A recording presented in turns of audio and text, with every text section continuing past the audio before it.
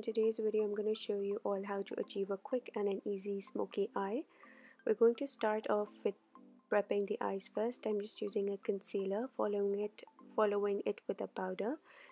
You want to make sure to apply powder on your eyelids so that your eyeshadows blend in more smoothly.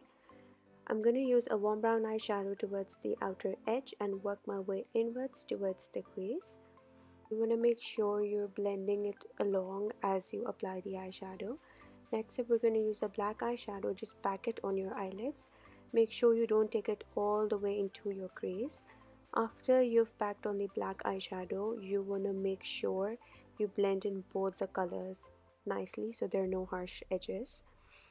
After that, I'm going to just fill in the brows normally. I'm using the ANASTASIA Beverly Hills Brow Powder. I like using powders because they're easier to work with. We're going to move on to eyelashes next. I'm just applying some false eyelashes on her eyes, and then we're going to move on to the skin. So here I'm just using moisturizer to prep her skin. You want to make sure you prep your skin nicely before you apply any foundation so that your foundation glides on smoothly and blends in nicely. Also, you don't want to forget your under eye area. So here I'm just using an under eye cream because we're going to be using a lot of products on the under eye area. So you want to make sure every product glides in and blends in smoothly. Using an orange color corrector, I'm going to color correct any areas where I think there is pigmentation or discoloration. This really helps to avoid any gray area, especially when your foundation oxidizes, and gives your skin an even tone after the application of your foundation. I'm going to show you guys one of my favorite tricks, that is to apply Fix Plus before the foundation and right after color correction so everything just melts in together. I'm just using foundation now, and I'm using a flat foundation brush to apply the liquid foundation. Notice my strokes are downwards. After that, I'm just going to buff in the foundation with a buffing brush. And once I'm done with buffing the foundation all over her face, I'm going to use a damp beauty blender to just smoothen away any harsh lines or any streaks left behind. Moving on to the concealer, I did color correct the under eye. So if you have dark circles, you want to use an orange color corrector and then apply concealer.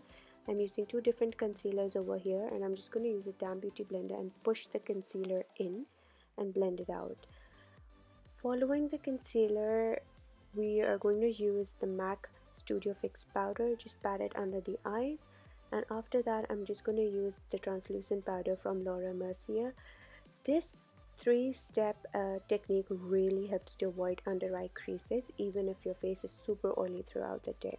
Applying eyeshadow on the lower lash line, you want to take your time here. Moving on to the contour, I'm going to use the Kat Von D Shade and Light Contour Palette to bring out her cheekbones and sharpen her jawline.